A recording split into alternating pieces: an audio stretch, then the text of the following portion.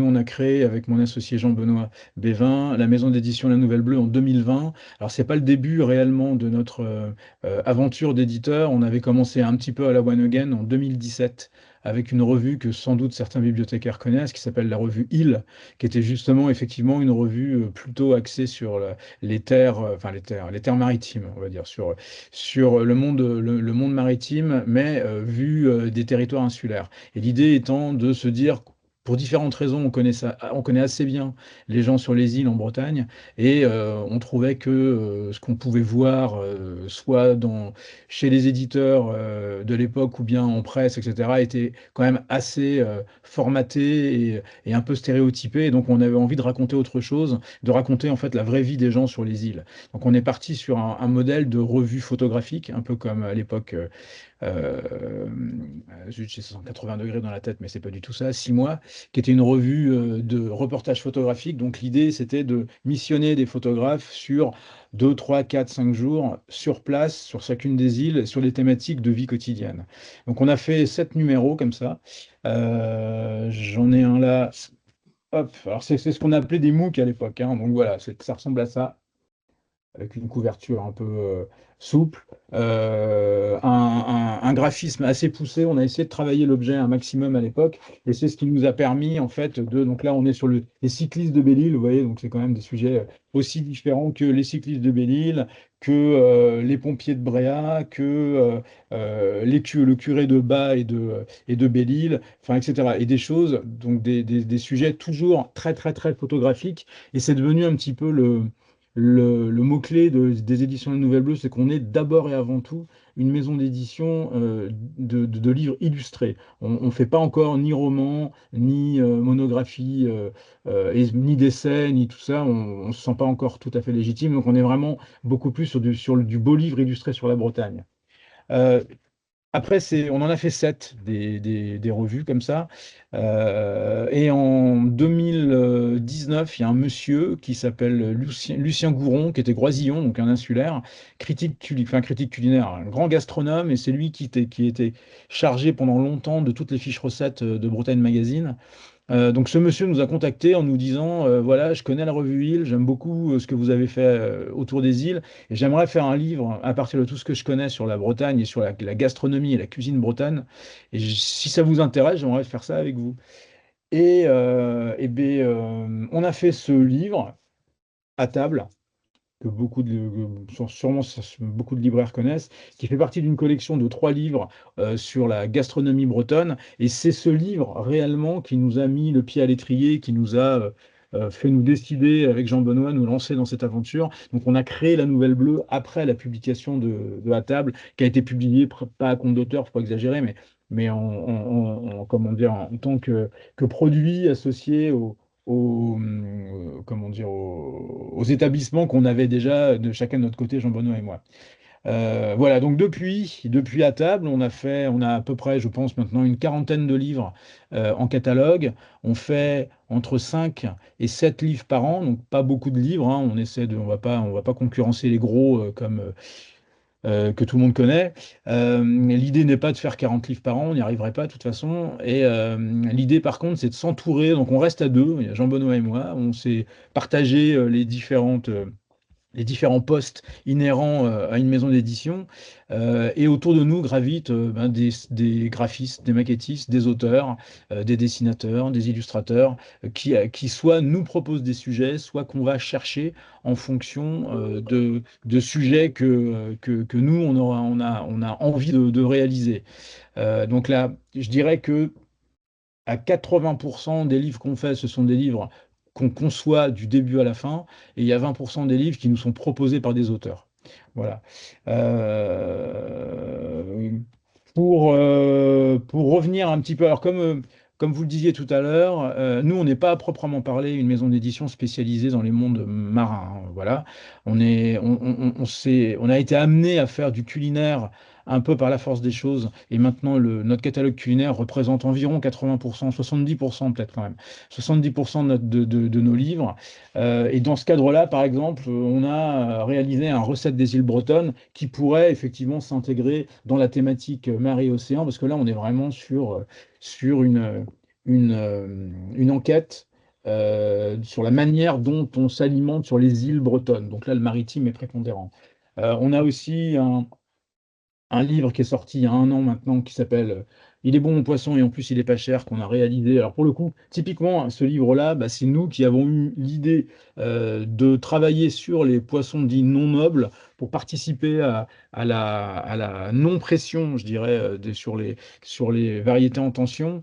Donc là, l'idée c'était d'aller voir un chef qui est spécialiste du poisson, en l'occurrence Alexandre Nagy à Lorient, et de lui demander s'il était intéressé par réaliser une cinquantaine de recettes sur les poissons dits non nobles.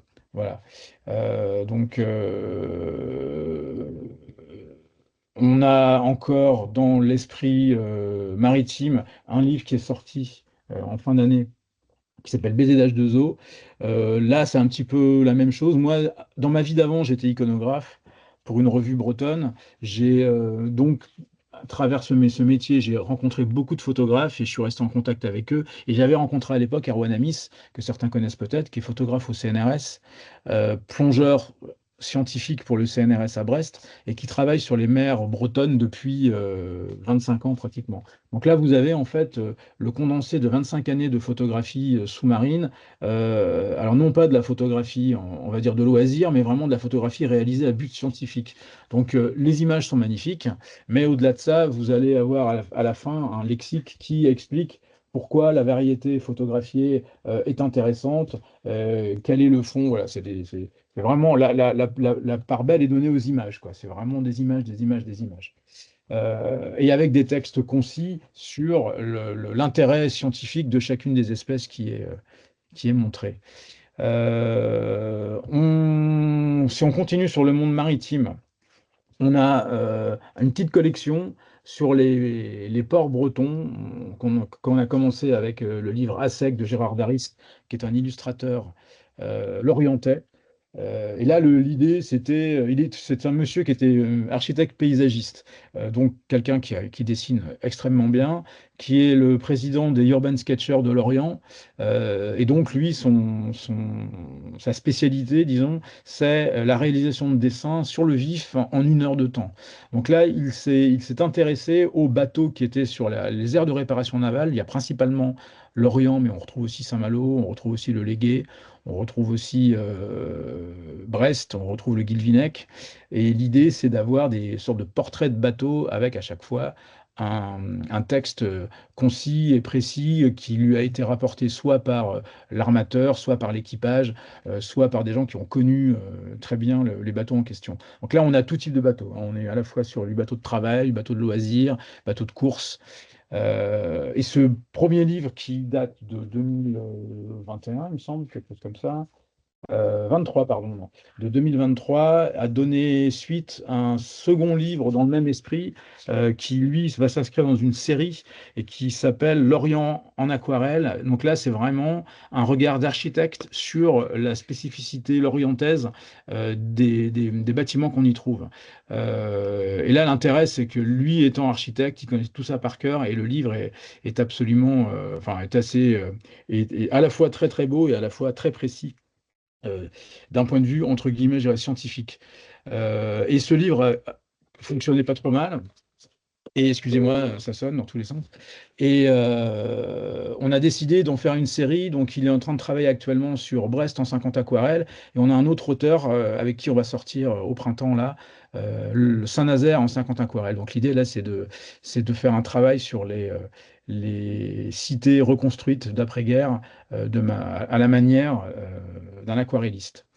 Voilà. Je suis quelqu'un d'un peu speed, je suis désolé, donc j'espère que je vais pas trop vite. Je n'ai aucune idée d'ailleurs du temps que j'ai passé déjà à parler, donc je ne sais pas combien de temps il reste. Une Vous allez minute. me Il dire. reste Une une minute? minute.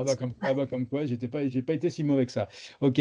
Donc oui, alors comme en face de nous, on a des auteurs et des graphistes. Donc effectivement, nous on est toujours à l'écoute. On est une jeune maison d'édition, donc on a un petit réseau, on a un petit groupe d'auteurs avec lesquels on travaille et on est toujours à l'écoute et à la recherche de jolis projets.